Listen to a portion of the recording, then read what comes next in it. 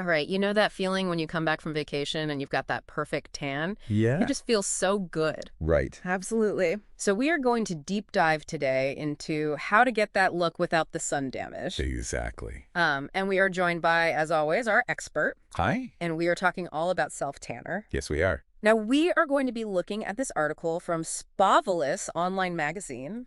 You Okay. know I Spavelous? do, yeah. Familiar with them? Yeah, health, wellness, all that kind of stuff that our listeners are into. All the spa-related content. Yeah. And we are going to look specifically at how to apply self-tanner and get a really natural look. A really good, natural, long-lasting look. So let's jump right into it. Yeah. The article talks a lot about how important prepping your skin is. Right. And I think that's the step that a lot of people maybe overlook. Oh, absolutely. It's the foundation. Yeah.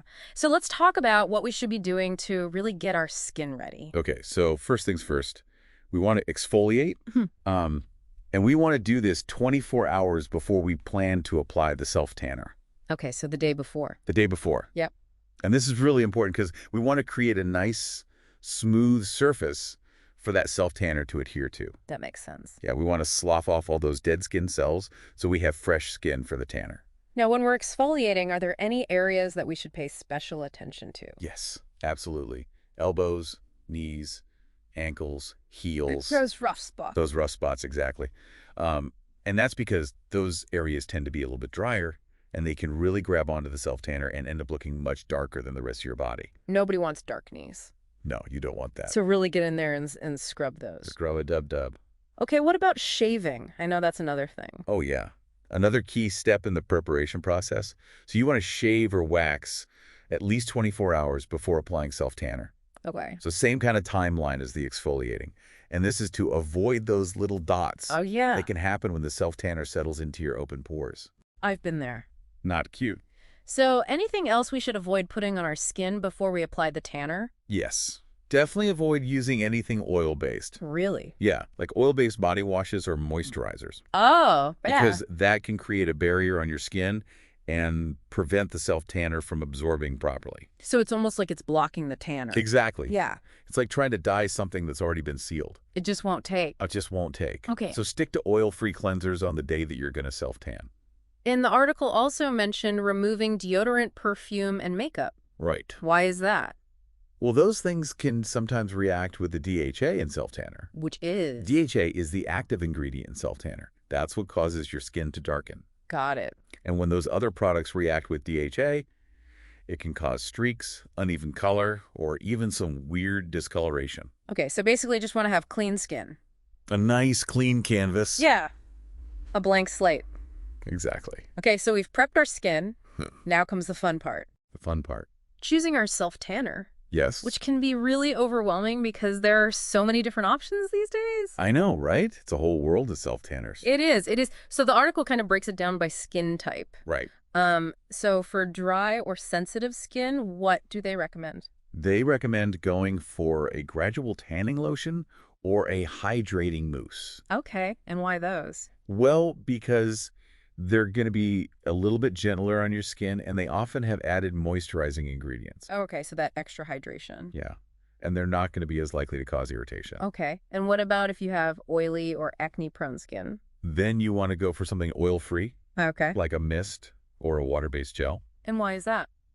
Well, because they're not going to clog your pores and cause breakouts. Right. They're a little bit lighter. Makes sense. Yeah. And then fair skin, what if you have fair skin? Fair skin. Yeah. You want to stick with a light to medium gradual tanner. And that's Yeah. because it's going to be a little bit more subtle, and it's going to be less likely to turn you orange.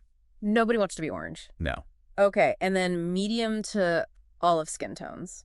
They can go for a medium to dark mousse or lotion. Okay. So something a little bit richer, a little bit more color. Okay. Now, the article also talked about the different types of formulas, Right. like mousses, lotions, mists. What are the pros and cons of each? Well, mousses and foams, they tend to dry really quickly, Okay. and they give you a deeper color faster, Okay. but you have to work quickly with them. Okay. Lotions and creams, they're more hydrating, Okay. so they're good for dry skin or if it's wintertime. Right. And then mists and sprays, those are really good for hard-to-reach areas. Like your back. Yeah, like your back.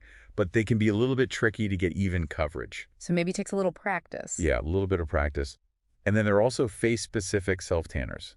Okay, so why do we need a separate one for our face? Well, the skin on our face is a lot more sensitive, and it's more prone to breakouts.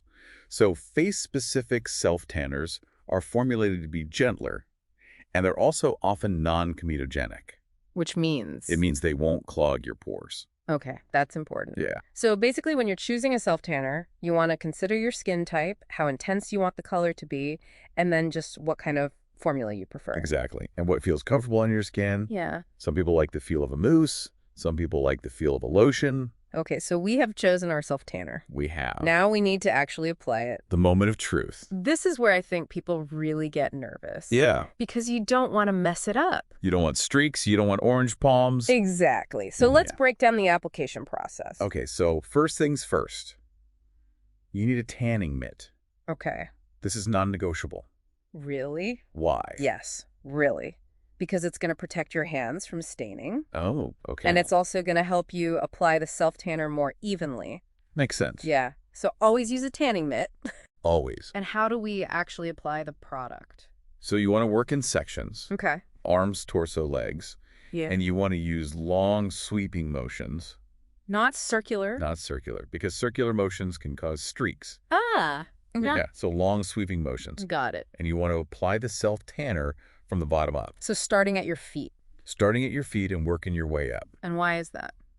Well, it prevents you from creasing the tanner Oh. as you're bending over. That makes sense. Yeah. And then what about those tricky areas? The tricky areas. Like the ankles and knees and elbows. Yes, those are always a challenge. Yeah. So for those areas, you want to use very minimal product, Okay. just the residue that's left on your mitt, Got it. and you want to buff it out really well. So you're not getting too much product in there. Exactly. Okay. And then what about the face? The face is its own special little world.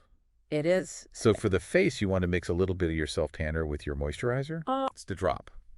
And that's going to help dilute it a little bit. Okay. And make it less likely to develop too dark. Right. And then you want to use a dense makeup brush to apply it. Oh, okay. That gives you a lot more control. Got it. So we're not using our hands. No hands for the face. And I know the article talks about how important the aftercare is. Oh, yes. So once we've applied the self-tanner, what do we do next? So the first thing is you need to wait. Wait. You need to be patient. How long? At least 6 to 8 hours, but ideally overnight before you shower. Oh, wow. Okay. Yeah, you want to give the self-tanner time to fully develop. And why is that so important?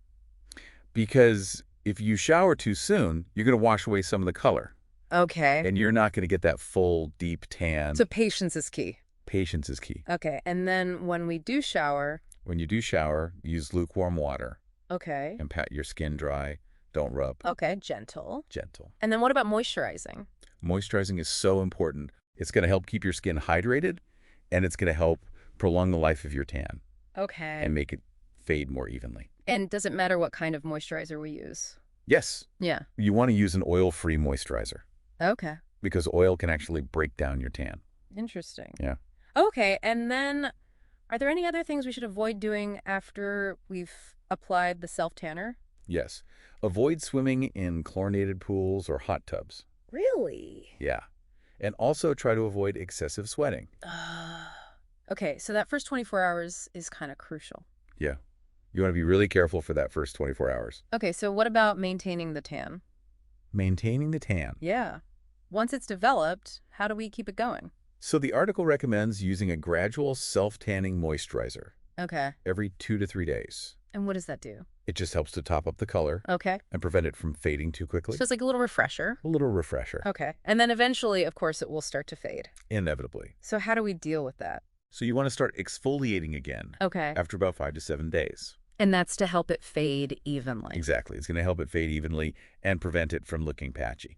So basically, we're kind of going back to the beginning. Full circle. We're exfoliating again. Yep. And, sometimes even when we follow all the steps, Yeah. things can go wrong. They can. We've all been there. Streaks happen. So the article has a section on troubleshooting, Yes, which I think is so helpful. it is. So let's talk about some of the common mishaps. Okay, let's start with orange palms. The classic. The classic. Yeah. So if you get orange palms, you can try making a paste with baking soda and water Okay. and scrubbing your hands with that. Really? Yeah. And then follow up with a little bit of lemon juice. Okay. The lemon juice will help to lighten the color. Interesting. Yeah. And then what about streaks? Streaks, you could try buffing them out with a damp microfiber cloth Okay. and then apply a little bit of self-tanner mixed with moisturizer to the area. So we're kind of blending it in. Exactly. We're blending it in. And what if you over-apply in certain areas? Over-application, lemon juice and baking soda to the rescue again. Really? Yeah. Apply to the area for about 5 minutes, then gently exfoliate and moisturize. Okay, so we're seeing a theme here. The theme, Lemon juice and baking soda are our friends. they are And what if your whole tan is just too dark? too dark. Yeah. Take a warm bath with oil-free bath salts Okay. and then exfoliate with a mitt or a brush. Okay.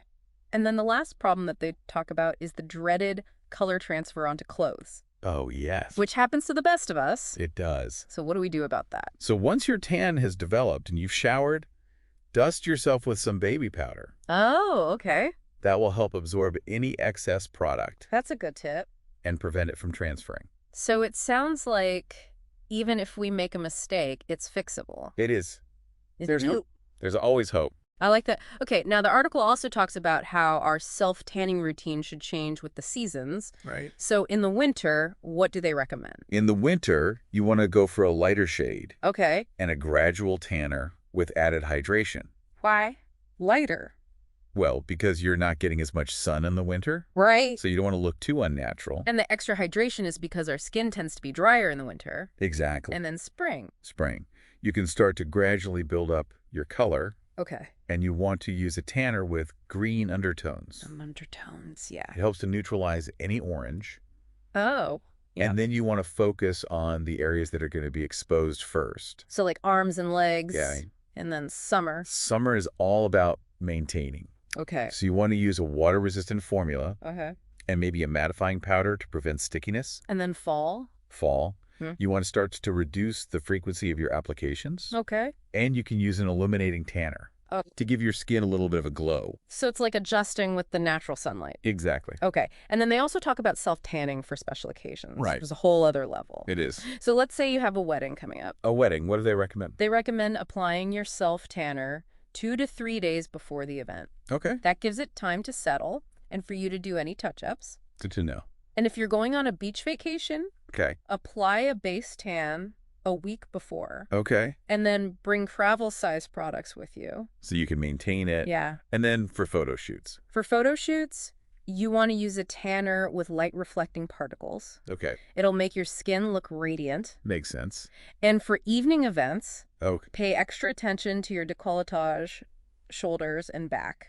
Okay. Those are usually the areas that are exposed. Okay. And you can use a dry oil to add a little bit of shimmer. And if you're wearing light-colored clothing, Shower twice after you apply your self-tanner. Really? yeah. And use a translucent powder to prevent transfer. That's a good tip. Yeah. So basically for special occasions, it's all about planning ahead. Planning and preparation.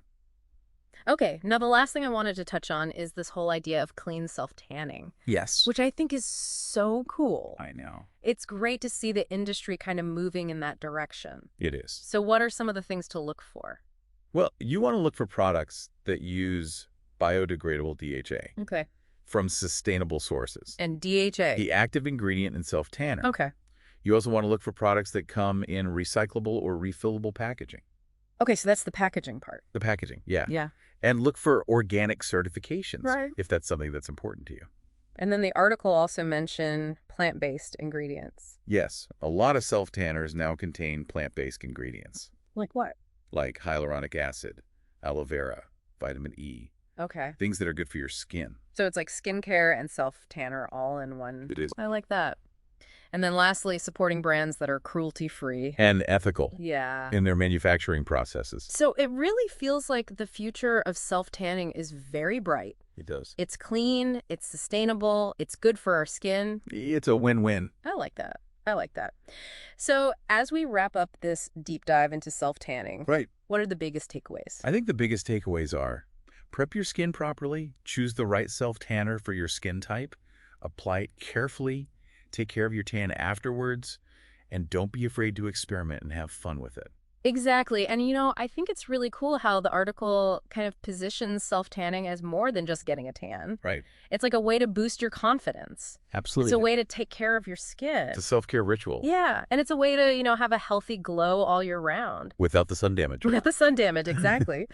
So, to all our listeners out there who are thinking about trying self-tanner, Yeah. what would you say to them? I would say go for it. Do it. It's a lot easier than you think. It is. And it can really make a big difference It can. in how you look and feel. Absolutely. Mm. So there you have it. Everything you need to know to achieve that perfect self-tan at home. Everything. Now, I'm curious to hear from our listeners. Okay. Do you have any self-tanning horror stories? Oh, I bet they do. I'm sure we all do. We've all been there. So share them with us in the comments or on social media. We want to hear them all. And maybe we'll do a whole episode on self-tanning fails. That would be fun. It would be fun. Okay, well, thanks for joining us for this deep dive, It was a pleasure. as always. Always a pleasure. And we will see you next time. See you then. Bye. Bye. And as you go about experimenting with your self-tan routine, maybe ask yourself this. How much of beauty is about feeling good rather than meeting external standards? And how can rituals like this, where you're actively choosing how you present yourself to the world, contribute to a more positive and empowered self-image? Food for thought as you glow from the inside out. That's beautiful. I love that. Okay. We done. We did it. Awesome. High five. High five. All right. Okay, see ya. Dealer.